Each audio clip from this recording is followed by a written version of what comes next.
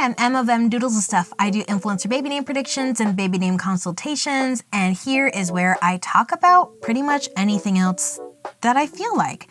It's podcasty. There's occasionally a visual aid thrown in, but it's not crucial to the overall experience. This is content for the multitaskers among us. This is where you're opening up YouTube on your phone, propping it against your water bottle, and finishing that long overdue craft project. Or folding your laundry, or whatever. And it's been long overdue for me to make an actual girthy, chunky video of this sort. I've neglected it way too long. So we begin Doodle Talk with a brief show and tell of the doodle from last time, which I actually have two this time because in my last video I forgot. The first prompt was to draw a costumed interpreter representing a resident from the past who is awaiting you at their gravestone, where they will tell you about their lives and the rich history of their area. My answer was Emily Dickinson. Here's her picture. This is my doodle. Yeah, I just forgot to put that picture of Emily Dickinson in, so the video prior to this will explain why I chose Emily Dickinson. It's not just because she always looks like a ghost. Okay, the next prompt was, what belongs at this address? 1 Warley Farm Cottages, Nunties Lane, Pattyswick, Braintree, Essex. Yes, that is a real place. Yes, I talk about it in my prior video, that same one. I'll link it below so you know which one I'm talking about. You could also just look it up on Google Maps. But oh my goodness, I had a wonderful time doing this doodle. Here it is on the screen. Played around with some different styles this time in Procreate. I'm proud of how it turned out, although it took me like 3 times as long as it should have.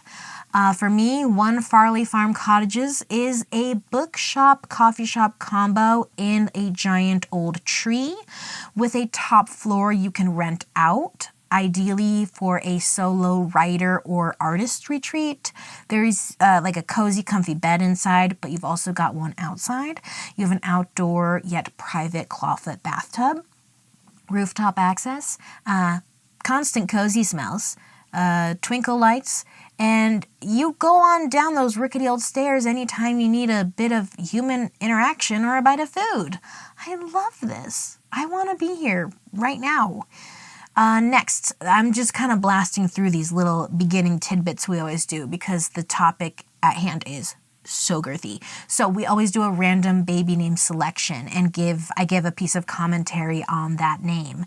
My random number generator has taken me to the year 1921, and we're looking at ranking 496th in popularity. What is it? Okay, the 2 names are Roberto and Julie. I flipped my coin. I've already done that. Flip my coin. We're talking about Roberto, which honestly at first I was kind of bummed out because last time we talked about Roberta. What are the chances? Now that's to say, Roberta and Roberto are actually completely different vibes. My very first thought when I think of Roberto is to Google the name of Lucille Ball's husband, which I do.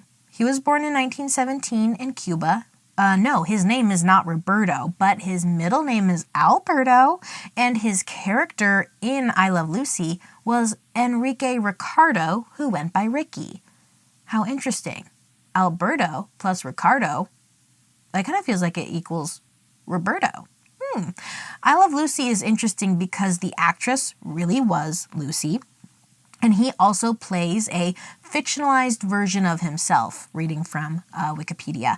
So they're married in real life, playing a married couple on the show. That's already interesting enough, but then on top of that, he was a Cuban immigrant, and she was an all-American redhead. And they were on TV together in the 1950s. That is exceptionally rare for the time. And think about, in the show, she was Lucy Ricardo. Okay, Lucy Ricardo, that kind of feels like Julie and Roberto. The 2 names of the 496th popularity ranking were Julie and Roberto. And honestly, that feels like the name of someone who would be Julie Ricardo's neighbor. So Julie and Roberto brings to mind Lucy Ricardo. Subliminally, at least, I think that's what happened in my head. I mean, I had to Google all of that, but it came together really nicely, really naturally.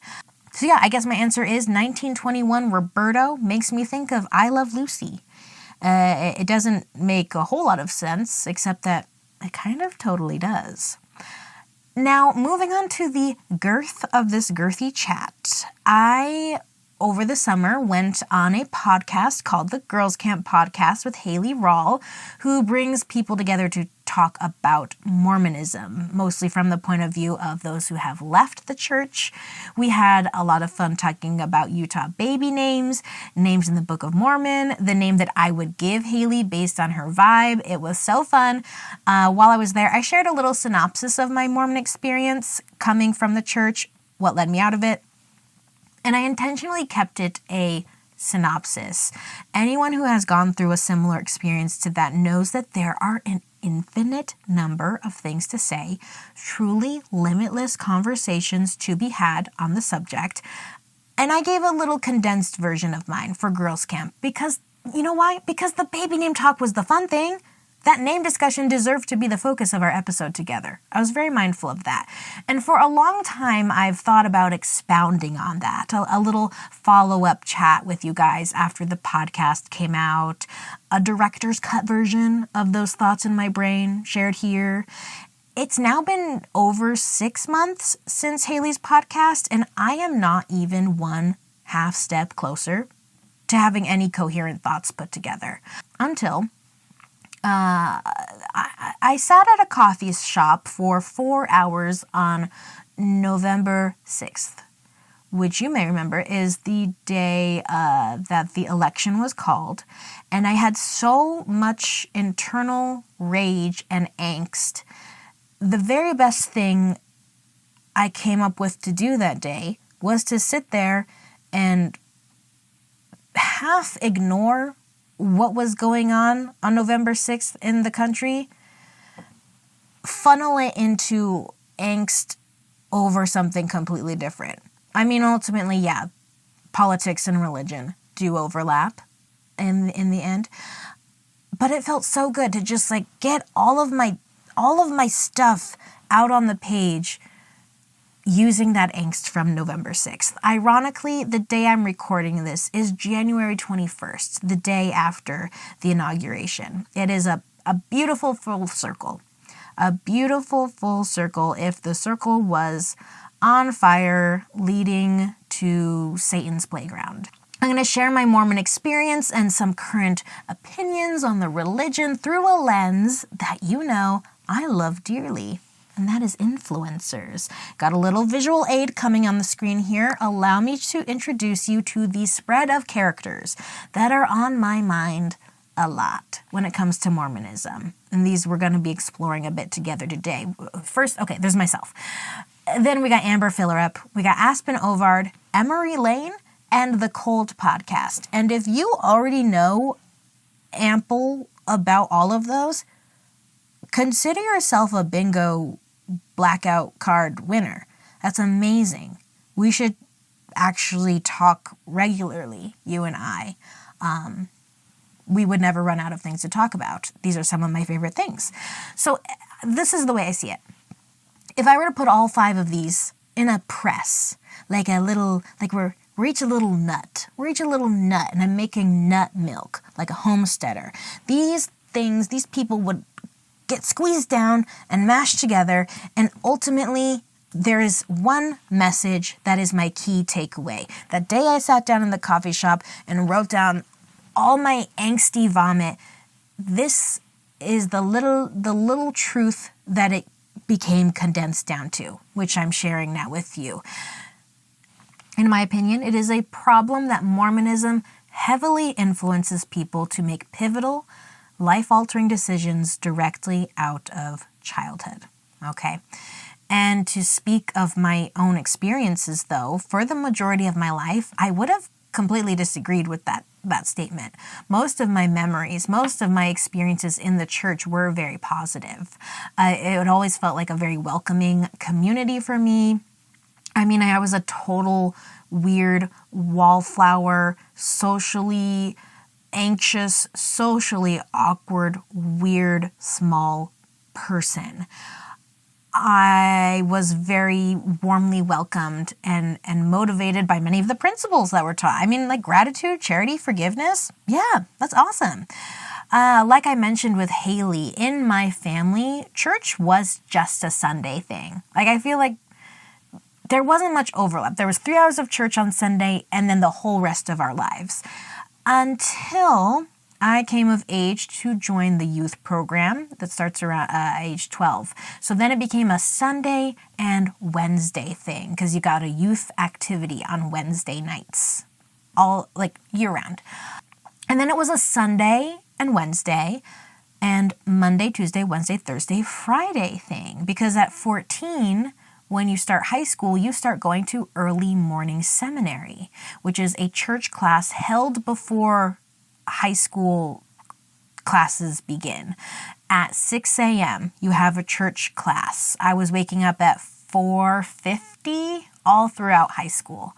And then on top of that, think if there was any sort of larger youth event, maybe like a regional activity, or if there was a church weekend activity with like the congregation, well, then I was at church doing church things with church people Sunday, Monday, Tuesday, Wednesday, Thursday, Friday, Saturday, and then back to Sunday again. What I'm saying here is my parents weren't particularly committed, but as a teenager, I, by default of following the flow, became a more diligent churchgoer than they were. And on top of that, I had really good supportive leaders who really loved me, and I really loved them, and that's something that I still value very highly.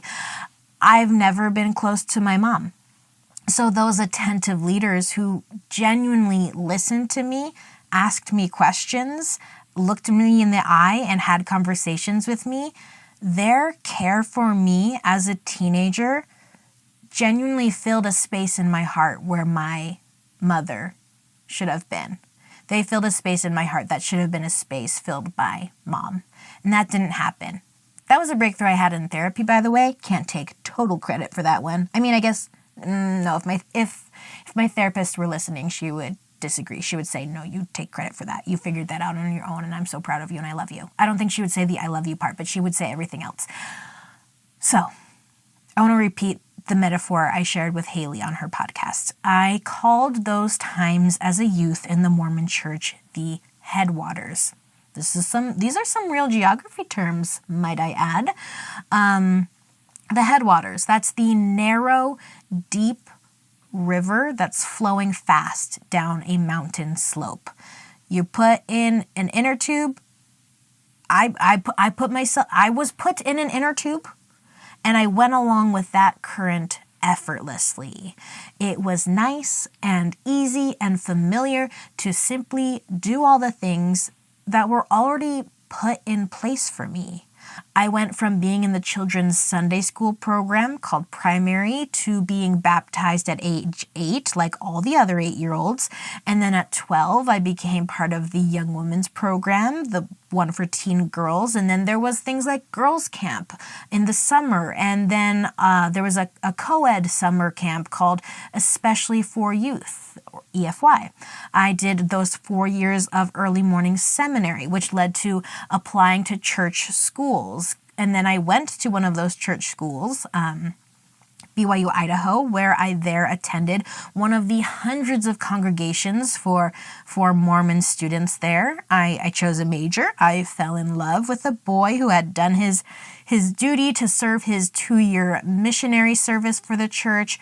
We dated. We got engaged. I went through the temple. Our marriage ceremony was a private, tiny ceremony in the temple. We graduated from college. He started a career, and I got pregnant, and we now have 2 kids. Okay, that bada bing, bada boom.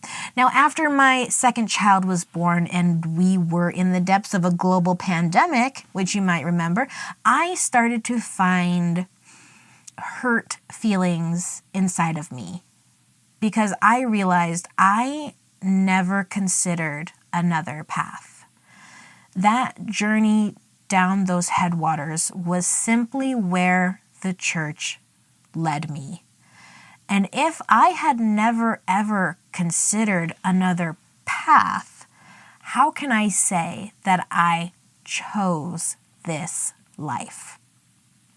Side note, if you listened to my in-depth discussion on Aspen Ovard, I'll include the link to that below. This is heavily the same sentiment of that video.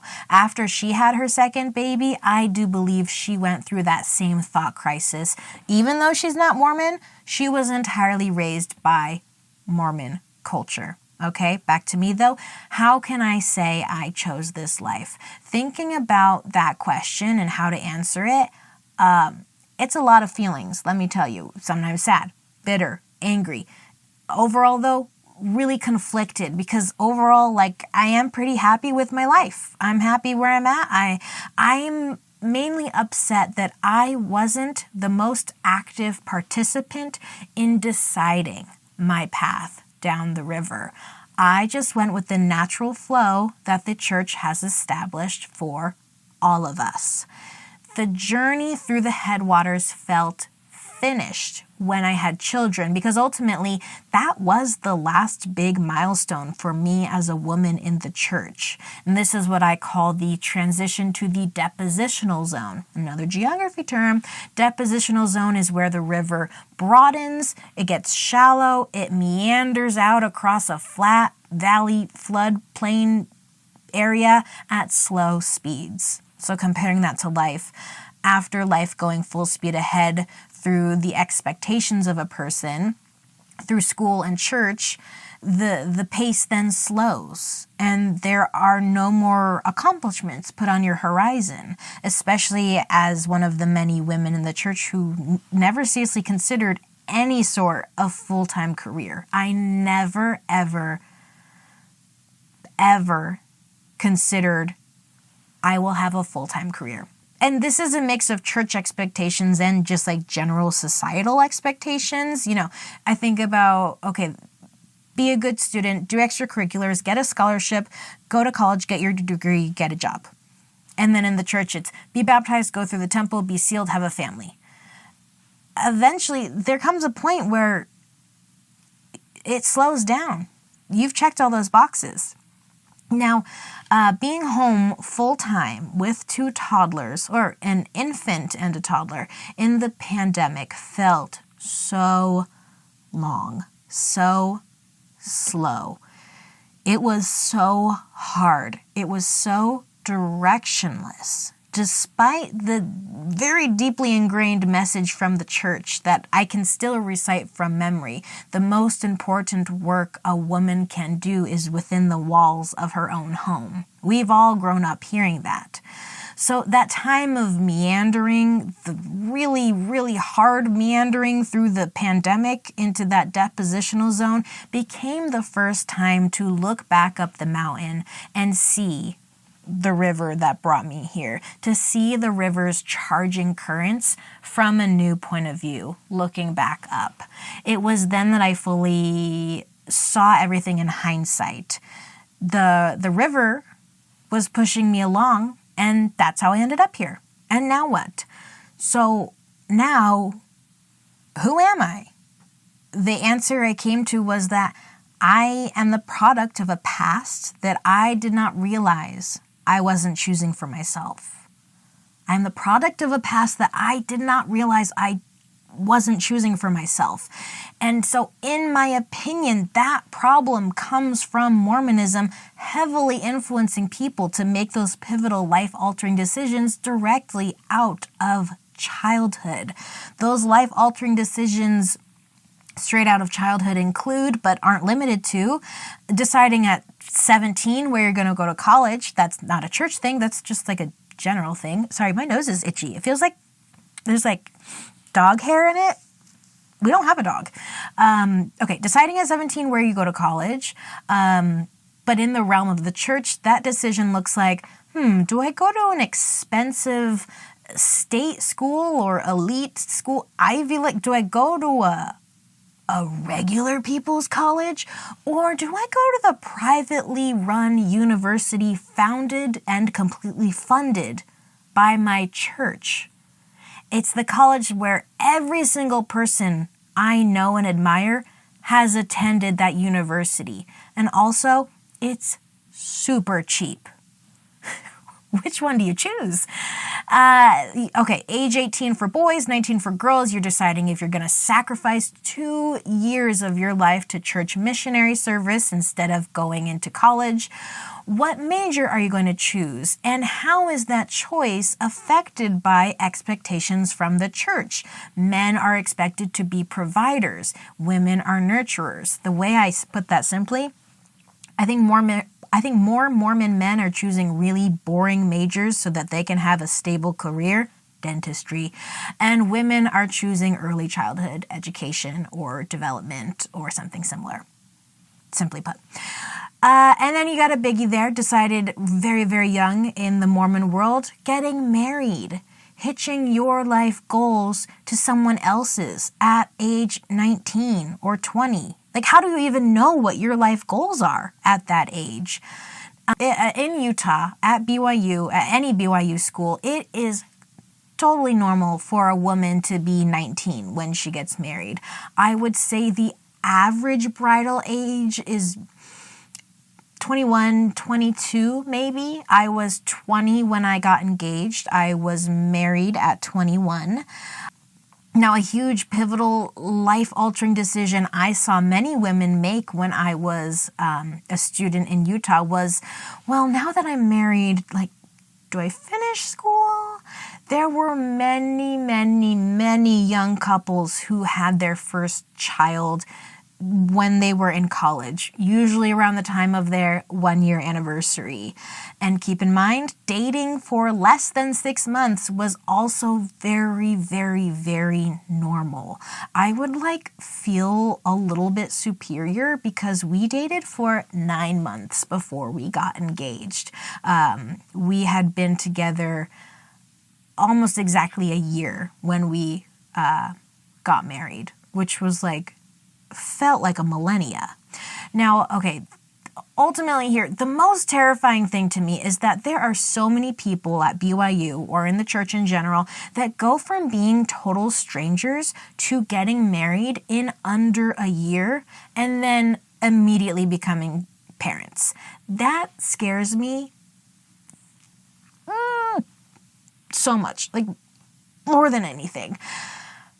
Go back to our lineup here. All of our figures here, they each have their own mountain river.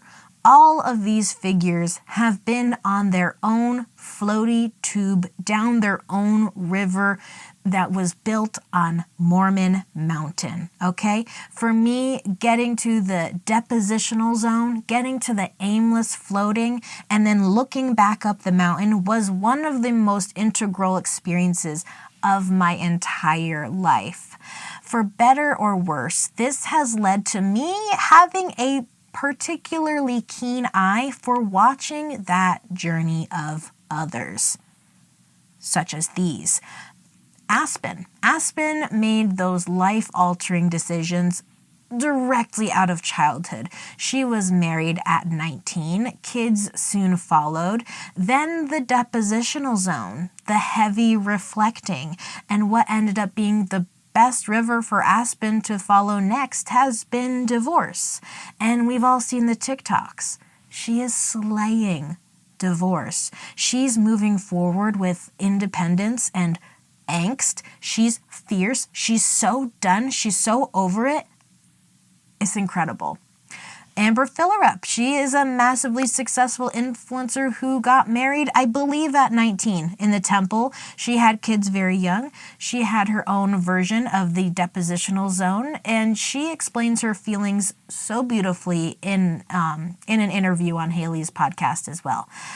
Amber has gone on to leave the whole Mormon mountain river behind. She's gone on and carved her own sand castle instead.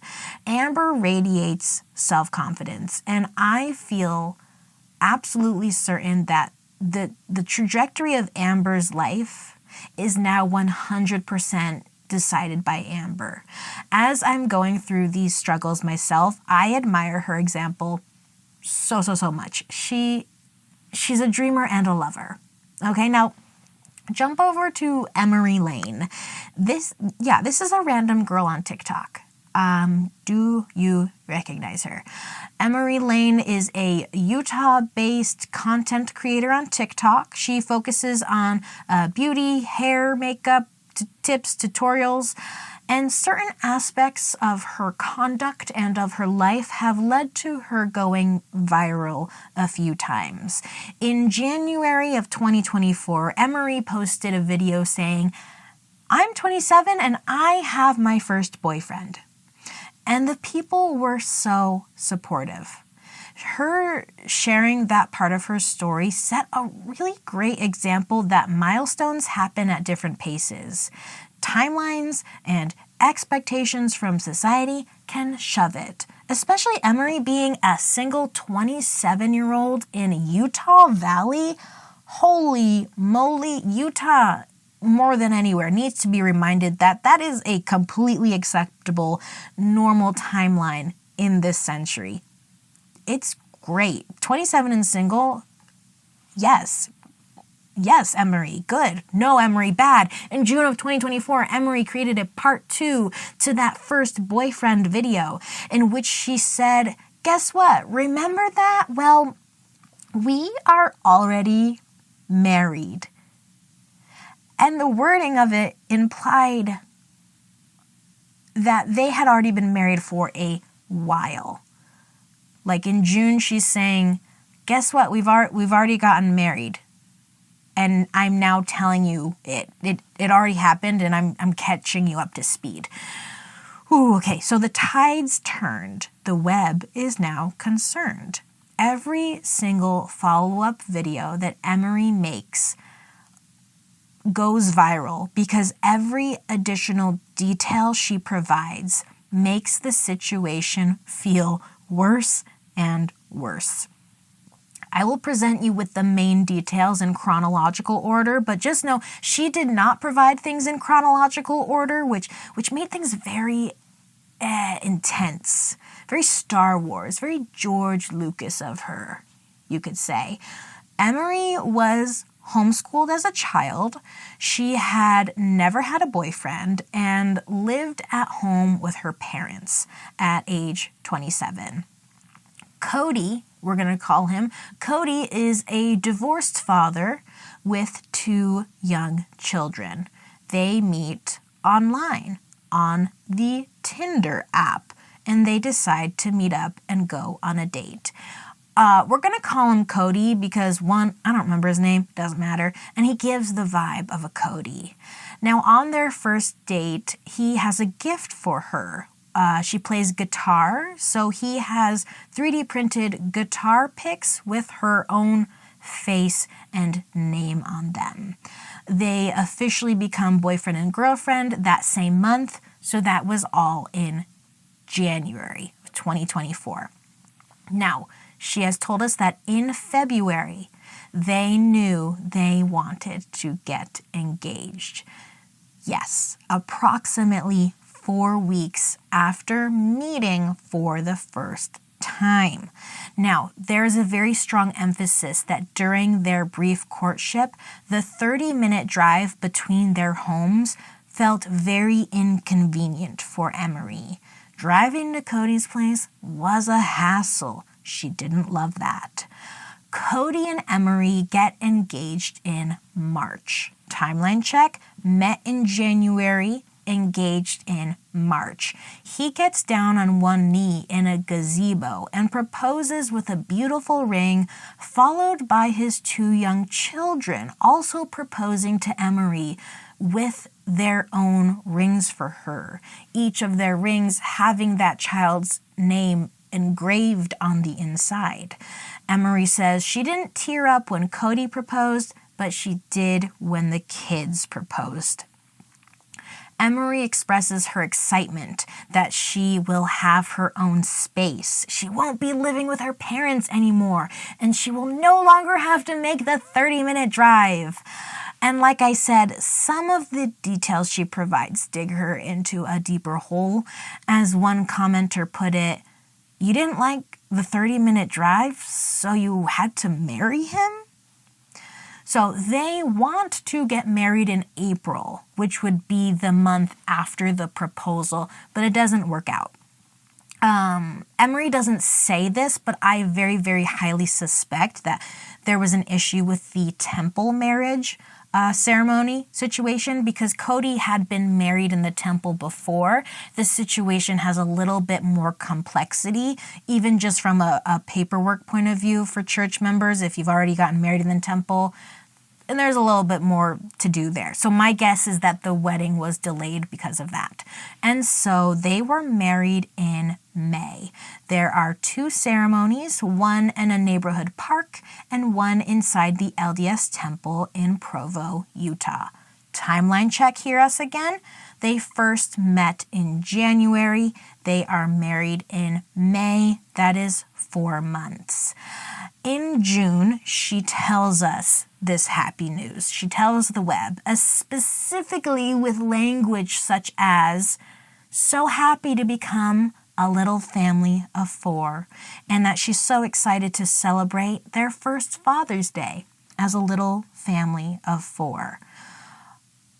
She doesn't just see herself as a stepmom figure, and has some missteps along the way with that. She really riled up the web by referring to the kid's mom as the birth mother. That video has since been deleted. As of January of 2025, Emory has now announced that she is pregnant. That is 1 year after first meeting. Something I have often said with post-Mormon friends, I think I said it with Hayley, and I say it with my husband all the time, is that when you go to strangers to married so quickly, the only difference between ending up with a totally great guy versus a psychopath is luck. It's just luck. So we're jumping from Emory to the Cold podcast, the other figure in my lineup.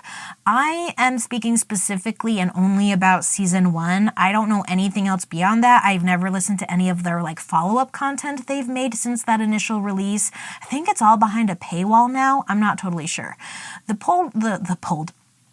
Cold podcast is a true crime podcast that is hosted by an investigative journalist. So he presents things in a very matter-of-fact news broadcaster sort of way. His research is really thorough. He has all the receipts. He did everything to ethically investigate a cold case and did so with the utmost empathy to victims and family. His work is incredible. It's on my mind every single day because in his research, we see a real woman's experience with the same Mormon mountain river milestones as myself, as Aspen, as Amber, as Emory. And this river ends in the absolute worst case scenario. This story is of Susan Powell. She was a faithful Mormon church member from Utah. Attending a weekday religion class, she met a returned missionary. They fell in love. He proposed while playing a CD of church hymns on a boombox. It was 2001. From their first meeting to temple marriage was a timeline of 5 months. Okay, now before long, contention grew in their marriage, yet according to Susan's journals, emails, conversations with her associates, Susan didn't feel like she could leave the marriage for all the reasons that are always there. They had two children. Even if she left, she knew she'd still have to deal with him, and that scared her. And then to be a single mom, the finances, support, childcare. And then on top of that, within the church where marriage and family are placed on the highest pedestal, divorce is very stigmatized. But before that all started, they were just two blissfully naive people in love with hymns on a boombox playing, I listened to that episode with the cheesy proposal. And when they explained that proposal setup, there are so many couples I personally know that came to mind, that I can imagine that kind of like dweebiness to the situation of like, I think he read a poem to her or like read a scripture to her with the boombox playing and he had like a framed photo of the temple there in front of him. I can think of so many couples that have that same vibe from BYU, from Utah. And here's the thing, at that point in the mountain river, none of our stories are that different than this. Amber, Aspen, Susan Powell, Emory, myself, they all begin with that same point in the mountain, that sweet, blissful, very short engagement time. Honestly, okay, back to Aspen for a second. I actually feel such a sense of relief when I think about Aspen's divorce. She's rocking it. And in part, that's because she had the financial possibilities to do so. I am so relieved for her that she could make that choice and be safely independent. That is a remarkable thing that most Mormon women or women raised within Mormon culture, like Aspen, don't have. Susan didn't have that. Now here's the brief one-paragraph synopsis of what comes of Susan's story. Susan Cox Powell vanished on December 7th, 2009. On the same day, her husband had their 2 young sons, aged 2 and 4, out for an impromptu camping trip in a blizzard in Utah's West Desert. Her body has never been located. Police suspected Susan's husband, Josh Powell, murdered Susan from the very first day of her disappearance. Yet they never arrested Josh. Prosecutors have never filed criminal charges against him. Deputies, detectives, and federal agents pursued Josh for more than 2 years, believing they had the benefit of time. Then on February 5th, 2012, Josh killed himself and the boys by setting fire to a home he'd rented in Graham, Washington. I listened to Susan's entire story 7 or 8 years ago. I wasn't a mother then, and I am now, and I don't think I could hear it all today. It hurts every single spot in my entire heart. There are so many reasons I won't be condensing all of this down for TikTok, one of which is that every single one of these feelings and thoughts needs to be fully expressed and explained. They're sensitive. They're personal. And honestly, part of the reason I won't be condensing this down to TikTok is that I want everyone listening to fully understand that my own husband is not a psychopath. He did not propose with church hymns playing in the background. I would not have said yes to that. There is not a subliminal message here about my own marriage. I think down this mountain Mormon river path, there is just a variety of ways it spreads out. Some of them are happy, some of them are not. There is just such vastly different endings to these rivers. Even though that ending is not mine, I still hurt so much over it because I know that this woman, this Susan, she was following the exact same influences that I followed, that all of these figures followed. It's the same path, the same recipe put out within Mormonism. Okay, now jump back to Emory Lane, the quickly married viral video girl. Part of why I can't get her out of my head along with all these thoughts, even though we've clearly established her timeline is not out of the norm for Utah Mormon culture, she's still lingering in my mind as a significant character here because I snooped back on his story. Okay, we know that Emory married a divorced man and she called his ex-wife the birth mom. Who is she? What happened there? What story is there? I know. No, I know parts of it. Allegedly. I'm going to call his ex-wife Liz. Okay, so these figures are Emory is on Beauty Guru TikTok. She's married to Cody. Cody used to be married to Liz. You got that straight? For Liz's current privacy, I'm not going to share where on the web I found these pieces of information, but just know that all these alleged facts that I'm about to state were found in completely public places on the web. Completely 100% ethically, validly discovered. Much of this was heard in Liz and Cody's own words. Enter scene. Liz, she lives in Utah. She is finishing up her senior year of high school and goes on her senior trip in June.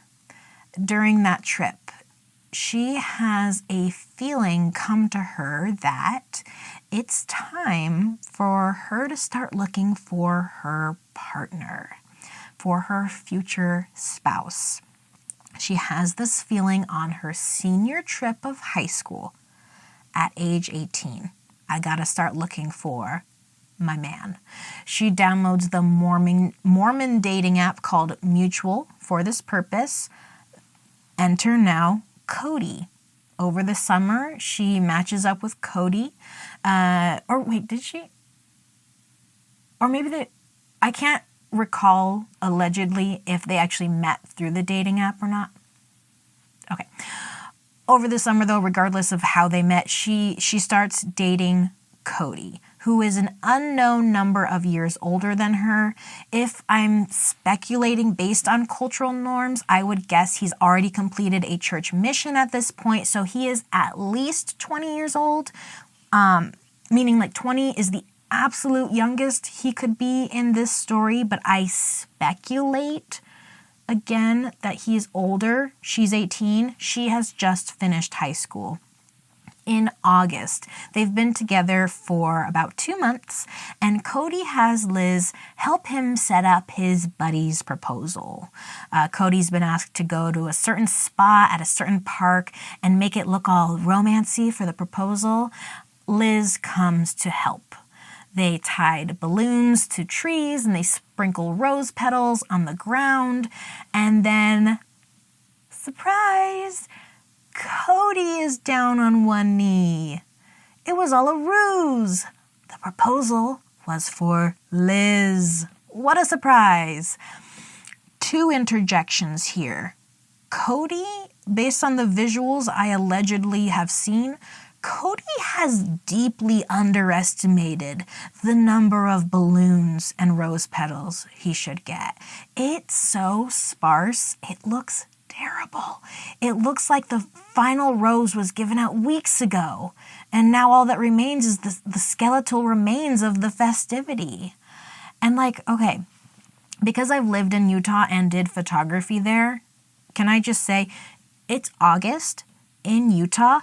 There are so many beautiful places. I always say if we could just extract the Mormonism, Utah would be the best place to be. It is stunning. It is remarkably beautiful from a geographic point of view. There are so many beautiful places. Cody could have just ditched the cheesy props and just driven 30 more minutes up the mountain canyon, and he would have had the most beautiful vista. He would not have needed the little hokey little things. Just propose in the mountains. It's stunning there. His proposal was so ugly. Now, other interjection.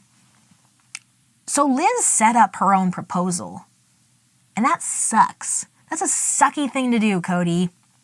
Timeline check here. Most Utah high schools get out the week prior to Memorial Day. I checked a couple of school calendars to confirm that. So Liz graduated high school in May and is engaged in August. And if that isn't the most prime example of making pivotal, life-altering decisions directly out of childhood, I don't know what is. Someone else who followed that exact same high school graduation to August proposal timeline was Aspen Ovard. Now, while Aspen was over there doing, Target haul videos with Parker or rose gold iPhone 6S unboxing videos, Cody and Liz were taking their engagement photos in the fall, and there's a theme. Now, I enjoy a themed engagement shoot because I've lived through the twee era. I'm old enough to remember the years after the movie Up came out, where every other engagement shoot I saw had balloons and suspenders. It was very twee, but I don't hate it. It's kind of cute. Here's a good example of a theme. I took my sister's engagement pictures a few years ago at a Christmas tree farm that was like very nostalgic to them and their relationship. She wore a red plaid dress, so it looked very Christmassy. That feels like a really nice, classy theme, okay? The Up theme has its place in history. The theme of Liz and Cody's engagement pictures was, I don't know if I could say it, was guns. Pew, pew. It was guns. Guns. And you're like, oh, you mean like hunting? Like it was hunting themed? Like they wore camo and stuff? No, the theme was guns. I'm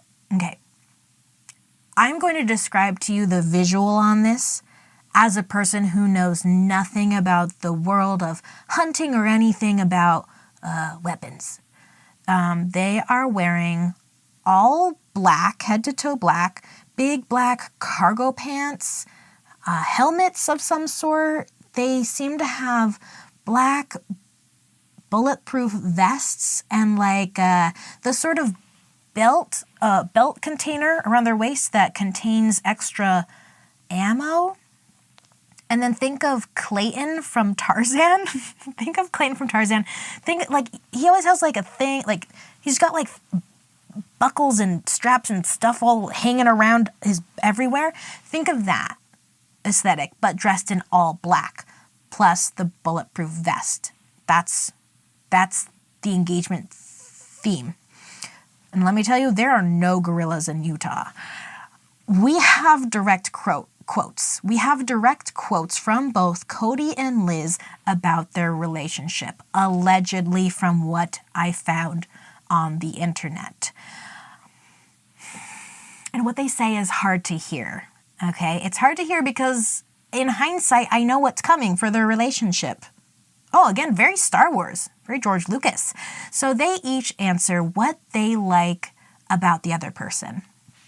Liz responds in a manner that first, it implies that she might not be the most comfortable being on camera or vocalizing her feelings. I completely understand that, but we need to go over her answer. I can't just give you the gist of it. This deserves absolutely verbatim. Okay, so Liz is asked, what do you like about Cody? The first thing Liz says, quote, "One of the things I love about Cody is that he does not back down when I pose an argument. We will sit and debate it for over an hour if it needs to." Next answer. Quote, "I love his sense of humor, even though it drives me nuts and is inappropriate at times, but I love it." Last answer. Quote, "And I love how patient he is with me because we've been through a lot together in the time we've known each other, and he's stuck by my side the whole time." Okay. Where do we start? What do we unpack first? Been through a lot together in the time we've known each other. It's been 3 months at most. I'm not exaggerating for sake of the drama here. I have the calendar in front of me, and they've known each other for no more than 3 months. And at this point, the best thing you can say about him is that he doesn't back down in arguments. His inappropriate sense of humor frustrates you, but thank God he's patient with you? I hear these things in that order, and it just feels like Liz feels like she's this humble little nobody deserving nothing, and Cody is this demigod that has extended his grace to her. One of the things I love about Cody is that he does not back down when I pose an argument. Is the first answer you give.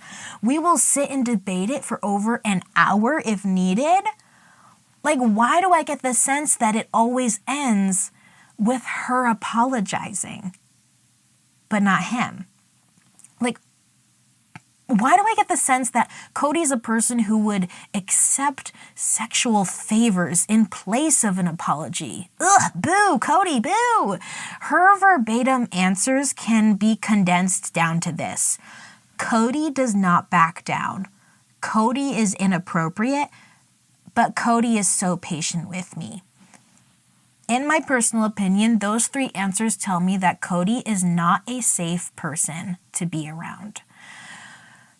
Now, Cody's first answer. What does he like about Liz? He says she has an incredible smile that are complemented by these incredibly stunning freckles. I'm going to be honest, he sounds really sweet when he says this. He sounds very, very kind and just radiates love. Yes, it's a physical trait. It's a physical trait that Liz has no control over, but at least it's a trait that's unchanging. She's always going to have those freckles. It stresses me out when husbands express how much they love their wives' long blonde hair. Because ooh, is she allowed to cut it then? If that's your favorite thing about her? Anyways, Cody continues, allegedly, quote, "She is very fun. She is the funnest person in the room. Not even any comparison." Sure, okay. And then he wraps it up with, quote, "She is very much into the same things that I am. She's very into guns, hunting, fishing, and all that good stuff."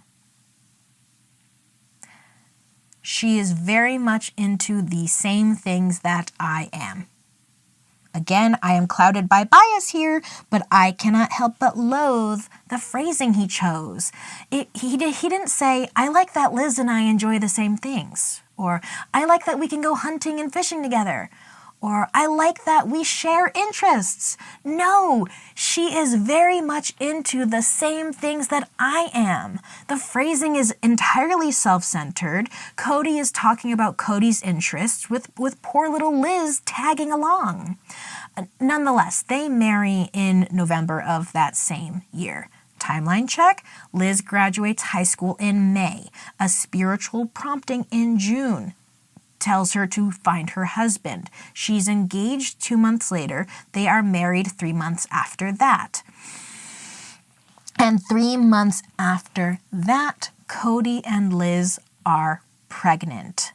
Sometime after that, they have another baby, and then they divorce. I don't know the details or timeline of this part of their story, but, I'd speculate it involved Liz having no money to call her own, no resume, no work experience, no college degree, no college experience whatsoever, and 2 small children, because she launched into that mountain river right after high school graduation.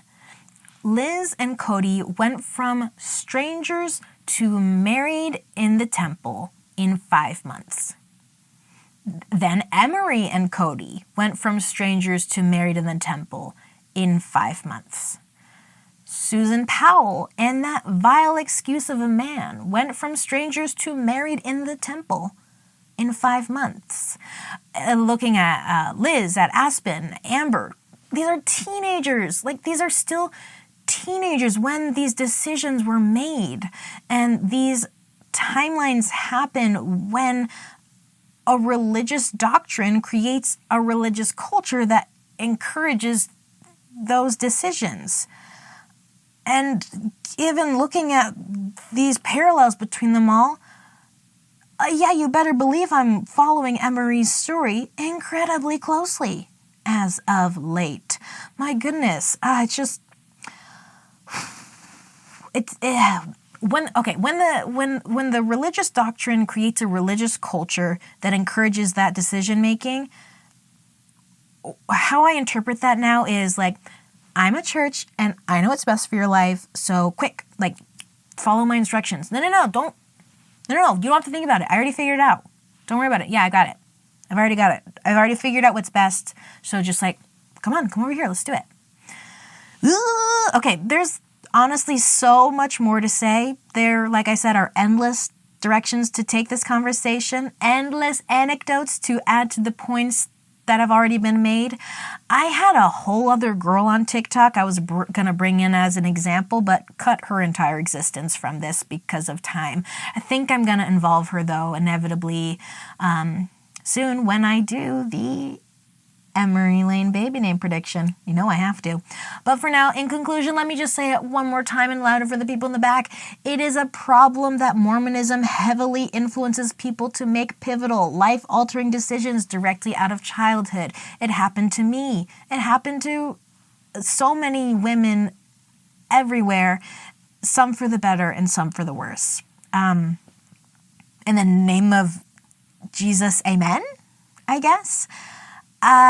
With this being Doodle Talk, we'll end on a little bit of a happier note. I always end with a doodle prompt to encourage both myself and you to enjoy some time with pen to paper, because it's fun. I spent a lot of time here talking about rivers in a way that was like a metaphor for some like major bummers, so let's counter that. We're doing a real simple doodle prompt this time. The doodle prompt today is: draw a happy little river. Draw a happy little river. Thanks for listening. Let me know if there's other Mormon-y things you want me to discuss. We could do this all day and night. But anyways, thanks for listening. I hope you have a wonderful day. Bye.